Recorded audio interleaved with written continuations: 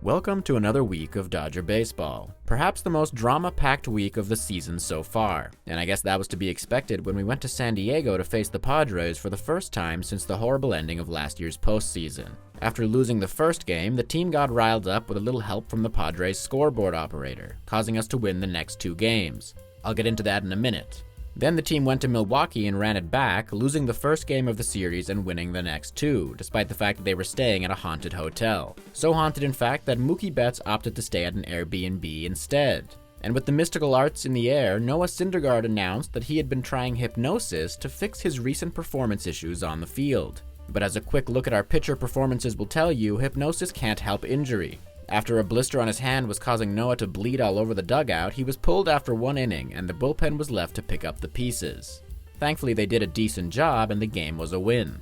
Kershaw had his worst outing of the season in San Diego, giving up 4 runs in 4.2 innings, including 2 home runs to the guy who discovered a new treatment for ringworm. In response, the Padres put this on the scoreboard after the game, which generated a lot of anger from the fan base.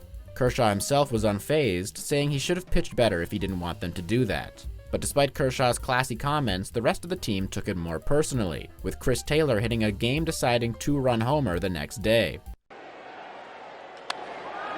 Lifts his ball to left field. Soto's going back. Out of room. Good call, Oral. Wow! Long gone. And the Dodgers strike first on a Chris Taylor home run. For the final game of the series, the Dodgers were trailing the majority of the time, being 1 run behind the Padres at the top of the 9th. But with only 1 out left, Mookie Betts did this. 10th sellout of the season. 3-1 pitch.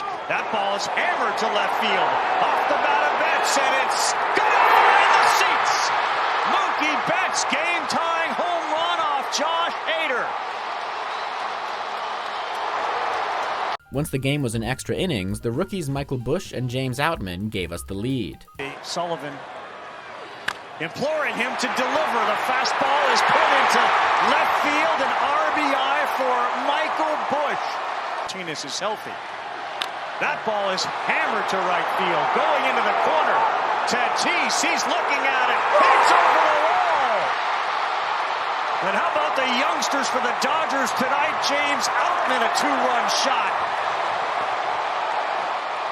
Then Evan Phillips came on the mound and delivered his second save in 2 days, with both games featuring some of the nastiest pitching we've seen this season. Carpenter takes strike 3. Here comes Phillips with another 2-2. He got him for out number 2. 3-2. He struck him out. Fernando, center field. He's watching. He didn't think he got it. And Outman stops and makes the play. And there's 1 down. Tagging from second and going to third. Swing and a miss. He went off speed. A sweeper. Outman's 2-run homer. And now Soto on the ground. Freeman backs up. He flips to first. That's where Phillips is. The whole thing almost made the ESPN broadcast tolerable. Needless to say, all of those guys are going on the clutch list this week. I also got to put Will Smith up there, as he got 7 hits this week, including 2 home runs. And I'll toss Freddie on there for his 6 hits too, as well as Miguel Vargas, who got 2 home runs in the last 2 games. With Caleb Ferguson joining the many players who got frisky with their wives last year, the Dodgers called up the pitcher Wander Suero.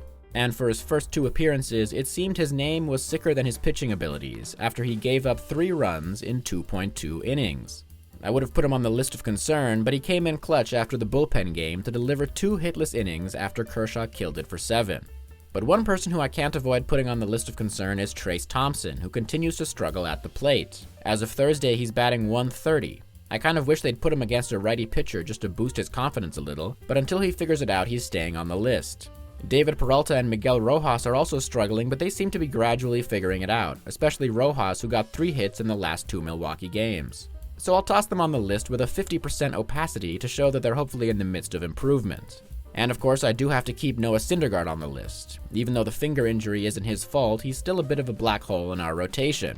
I'm guessing they'll call up Gavin "You've Been Missing Me" Stone to fill his spot next week, but I guess we'll see. But as far as the list of concern goes, it's pretty short this week because the team has been really solid. Here are the division standings. The Padres are coming to town on Friday, which will bring us even more drama. But one thing you won't see is us shaming their pitchers on the scoreboard. We do things the classy way and murder fans in the parking lot instead. See you next week.